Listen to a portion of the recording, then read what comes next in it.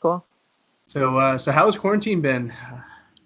It actually hasn't been too bad for me. I've been fortunate enough to be able to like work with a small group of guys that like there's I think like four, sometimes five of us that we just like pretty much from the start we just only are with each other, and so we're still able to get like two a day in, and I it's almost been nice because I don't have all the other responsibilities that I normally would have, and so I can literally just like focus on training. It's pretty sick.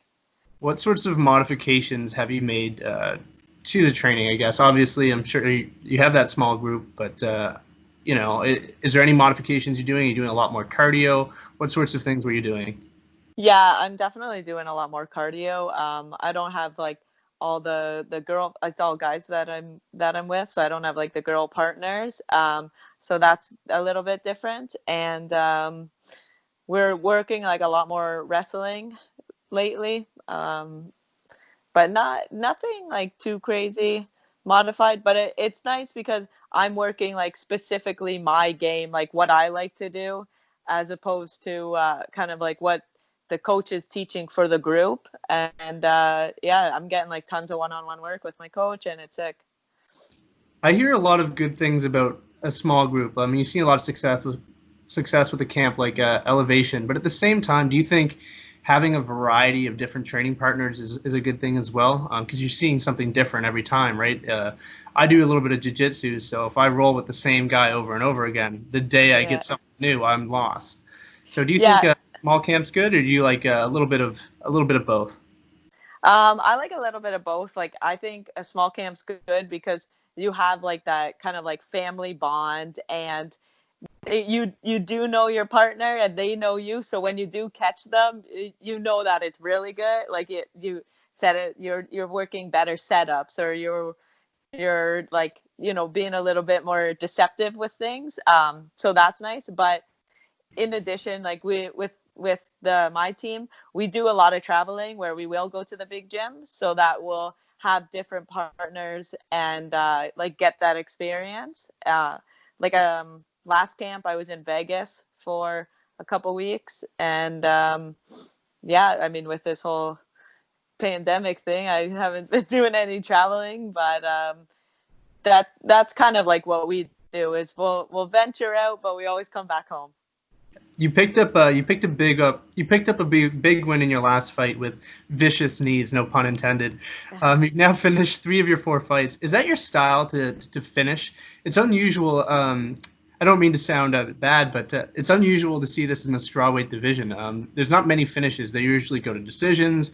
There's a lot of wrestling. So where'd you get this style? And is it just a way to differentiate yourself or make yourself known, or is it just the way you fight? Um, a little bit of both. Like there's definitely, I feel like anyone who their style of fighting kind of matches their personality, and it's like that whole mind, body, spirit thing, and you need it all to match. Like you can't take someone like Mike Tyson and try to get him to be like floating on the outside, like pop and move kind of thing. Like it's just his style, and so a lot of the clinch and like the kind of like making it a fight, that's like kind of my style. But I am working on my weaknesses just in case like I come into a fight and I need to not use my strength so much because their strengths are greater than mine in that particular thing. But yeah, I love the clinch. I love those knees and elbows. I feel like I just have like kind of a bit of a knack for them, and I like getting finishes. I mean, who doesn't like getting finishes? I don't get paid by the hour. I don't want to go.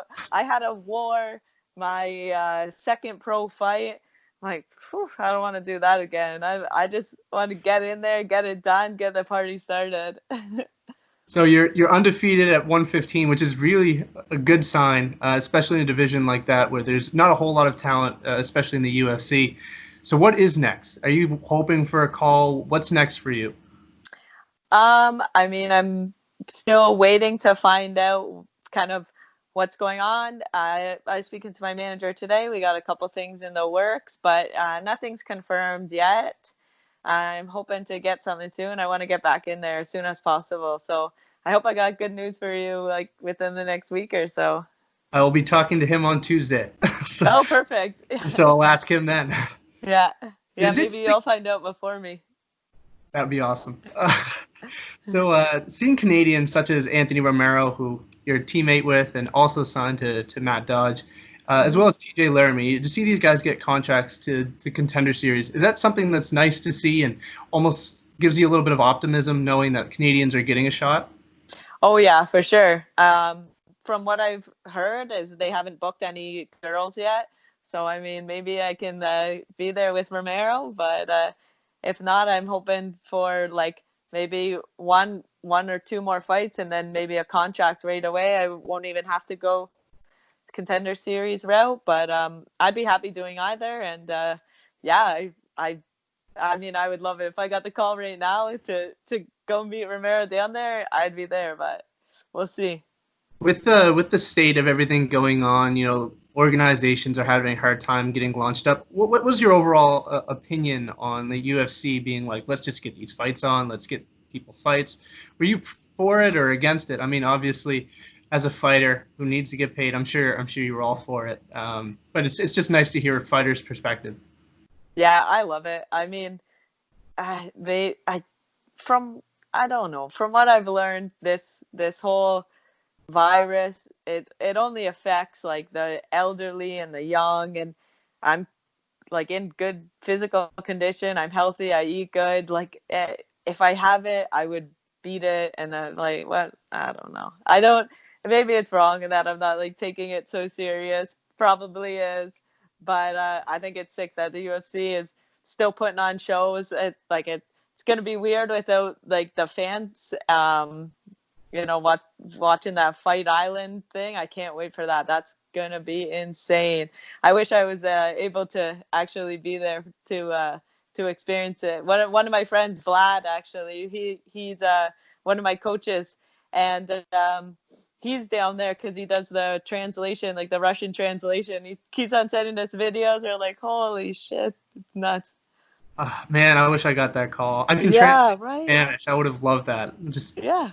Me go over there. I'll translate. I'll do whatever. I'll take pictures. It doesn't matter. Anything. Yeah. I just want to be there. Yeah. You can test me every second I'm there. I don't care.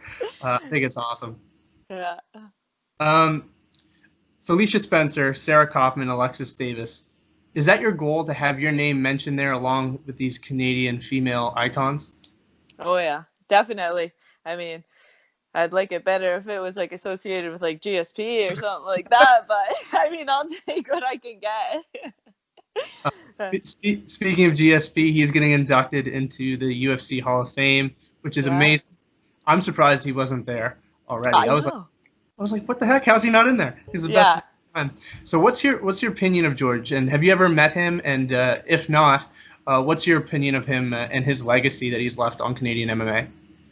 Yeah, I mean, he's the GOAT. I think he's the best fighter ever. He's always so humble, and I think represents Canada super well. I actually have met him. I was down in TriStar, and we did some marker sparring. It was before the Bisping fight, and I forget what it was, but for some reason he wasn't sparring. Maybe it's just that day he wasn't sparring, but to get like reaction time, like each person would have a marker and like have the goggles on, and you would have to like hit them, like mark them 3 times, and then you win. And so I got to do it with him. It's like so much fun. If you go on my Instagram, you can see a video of us like doing it. But yeah, it was sick. He's such a nice guy, super humble. We are like fortunate enough to go to his private gym because there was like a small group that was going, and so I saw that, and that place is nuts. Like, but yeah, he's such a good dude. So, speaking of Canadian MMA, it's really unusual. You only hear of a handful of Canadian fighters making it to the UFC because it's not as big as it is in the United States. Usually in the US, there's wrestling throughout high school and universities, and then they transition into MMA. Mm-hmm. That being said, what got you into it? Because usually up here it's either hockey, ringette, lacrosse. That's it. Yeah, actually it's funny. I didn't have any background in any like martial arts or anything like that. I so my boyfriend, he coaches wrestling, and so he was helping Jason Sago prepare for like one of his UFC fights. So he was going out to Prince Edward Island to help him with a training camp, and he's like, "Oh, you want to come with me?" I'm like, "Yeah, obviously. Like, I love seafood. We're gonna go to PEI." And so when we were there, we were in the gym a lot, and I was like watching. I'm like, "This actually looks really cool." They were sparring, and I'm like, "Guys, let me spar." And they're like, "You're not sparring. Like, you don't know anything." And so after practice, Jason like moved around with me, and he's like, "You know, you have like a bit of natural ability. Like, if you start training, you might be able to like make a run at it." And I was like, kind of like, yeah, okay. But I was like, that's like really cool to think about. And then I actually went to the event. I started training a little bit more when we got back, and then it was a couple weeks later. I actually went to it was the UFC Ottawa, and I saw it, and I saw like the production and how sick it was, and I'm like, oh, this is awesome. So then came back, started training right away. But when we were there, I was there with like my best friend, and I was like talking to her during the event. I'm like, like I think I might try to make a run at this. And she's like, yeah, okay, if you make the UFC, I'll get your face tattooed on my ass. And then so literally now to this day, she's like, fuck, like I gotta get your face tattooed on that. Like, she's accepted that she's gonna have to get it, and like her boyfriend's like, okay, I guess you're getting it. Like, it's this crazy thing now. That's actually one of the funniest stories I've heard about people getting involved in it. It's Yeah. crazy to put all that on the. I mean, I'm sure at the time she was like, "Yeah, it'll never happen." So Exactly, yeah. Because it was like 5 years ago. I hadn't thrown a punch in my life or anything like that. And she's just like, yeah, okay. Like, it just worked out so perfect. describe the your first fight for me. What was the nerves like? Were you like, "Oh my god," or was it just like you were calm? I'm a swimmer, and every time I swam, I would get nervous. So I can't imagine what it would be like to go in and have someone who's trying to kill you in front of you and not be nervous. Yeah, it was super nerve-wracking. You know, it was like one of those things where I was like standing there waiting to go out, and I'm just like, oh my god, like I'm right here, like what am I gonna do? It like that's the worst, just standing there waiting and waiting and waiting, and like you hear your song, and then you're like, oh, I can't turn back. And like I remember just being like, all right, we're doing it. And I just started walking. I was like, fuck. And then it was like autopilot after that. Like there was like no thought in my head at all. I just like went in and like did my thing.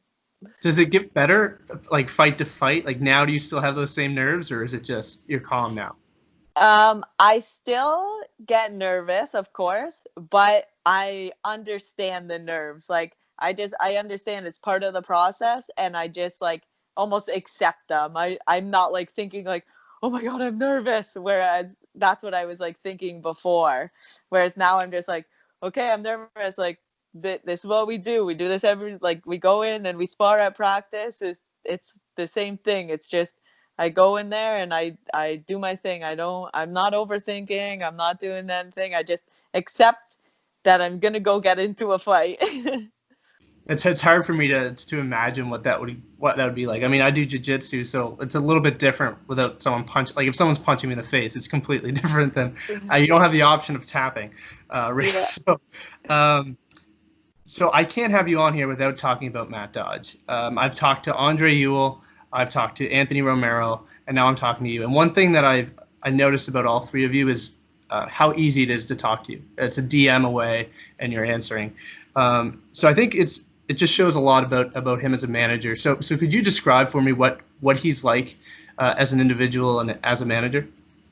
Yeah, Matt Dodge is awesome. I literally could like never say anything bad about him. He works hard for us. It was sick. I actually had a fight near Cape Cod. He let us like stay at his family's like Cape house. It was like he's the best. Always will send us packages with like a cute little card, and anytime I need anything, I message him.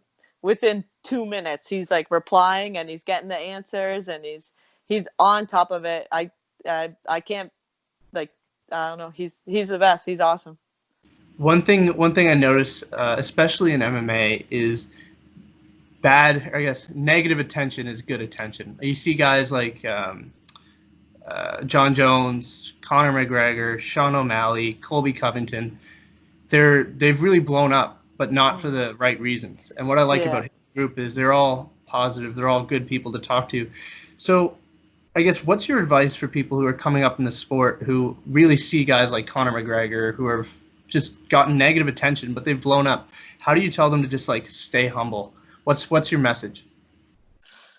I think more just like be yourself. I think some people, their personality is a little bit like, I guess, like showy and douchey, but just be yourself. Don't try to like be a fake or anything. If you're a nice person, just be a nice person. Look at George St. Pierre. Like, he's very successful and was always nice, always humble, always respectful. Like, you don't have to be this like villain anymore, which is nice. It's hard, I guess, because I mean, the best way to brand yourself right now, especially in MMA, is to kind of do it WWE style and call people out and in the case of Mike Perry, punch an old guy in the head. Yeah. But so it's really weird to see. You don't see it in hockey or you don't see it in soccer, but in MMA, really, to get your name out there, you have to be brash, you have to be bold. So it's different. It's definitely different in terms of, I guess, compared to other sports. Mm-hmm. I'd like to ask you your predictions on a fight that's a ways away. It's probably the one that I'm looking most forward to. Daniel Cormier and Stipe Miocic 3. What's your predictions on that fight? Whew. I think Cormier is going to take it. I think that wrestling grind that he has, I think that he'll take it. I really like Cormier too, so I'm biased because of that. And what about the fights this weekend? What do you have for that main event? Jorge Masvidal, someone I love. Oh. 6 days notice. Yeah, what a gangster. You know, I want Masvidal to win, of course, like more than anything. But I was just watching that Usman Woodley fight last night, and like Usman has nasty wrestling. So I don't know. It's gonna. I think Usman's gonna take it, in all honesty. But I want Masvidal to win. I hope Masvidal like knocks him out before it gets to the point where like they're just gassed out wrestling kind of thing, you know. But I don't know. I think Usman's gonna win, unfortunately. Yeah. Exactly. But Masvidal's so sick, so it sucks. That's exactly what I said. I was submitting my predictions for the fight, and I was like, I put my head down. I was like, I really don't want to write Kamaru, but I love Jorge, and I like this one too. But you know, Jorge's he's just real. He's himself. Exactly. Yeah. But it kind of goes back to that last point where he hasn't tried to be someone he's not. It just kind of sold itself. Yeah. One last question. Actually, two. One MMA one, one non-MMA one. Okay. So, have you ever said your name right next to Joanna Jędrzejczyk? Yeah, when I was in New York, it was like we were at Times Square, and there was a one of the screens, and it had her fighting someone. And then I like took a picture and then put my name over the girl she was fighting, and like sent it to my friends. But yeah. It would be hilarious if that fight were to happen somewhere down the road. I can just imagine so many people butchering those two names next to each other. Like JJ versus JJ. Like, it'd be ridiculous. Have to. Did you watch the Way Zhang fight? Oh, that's like probably one of my favorite fights. Yeah. So good. Like the entire time you're like on the edge of your seat. What do you think it'll take to beat someone like Way Zhang? I mean, she just looks so good everywhere. I don't know. Probably. I think I don't know how her like when she gets put on her back is. I gotta watch a little bit more, but I think wrestling, like grind her up against the cage a little bit, take some of her power away, and maybe like take her down, force her play that like takedown. She's got to fight her way up. Takedown. She got to fight her way like that game to like wear her out. Maybe I don't know, but she's got good wrestling too, so. She's nasty. She's very good. Yeah. Last question, and then I'll let you go. Throughout the quarantine, what sorts of things have you been doing outside of training to keep your mind occupied and not go crazy? I've been doing a lot of walks. Like I'll wake up early and go for a walk, or like right before I go to bed, I go for a walk. I've been trying that Kundalini Yoga. Heard you can like get a crazy like trip off of it, like DMT style kind of thing. So I'm like, I'll try it. So far, nothing, but it feels good. Like it wakes you up in the morning. I like it, but I'm probably not doing it right or something. I'm just watching YouTube videos and trying, but. But yeah, that's what I've been. Yeah. I tried yoga once, and it's 100% not for me. It hurts, so Yeah. I am not a fan. No, the regular yoga, I wasn't a fan, but it's like Kundalini one. It's like mostly just breathing stuff. It's like Wim Hof, how he does like the breathing techniques. It's like kind of similar to that idea. I'll have to give it a go. I've always wanted to try DMT, so this is probably the easier way to do it. Yeah, exactly. So as for you, if you were to get a call today, are you good to go? Are you in fight shape? Are you ready?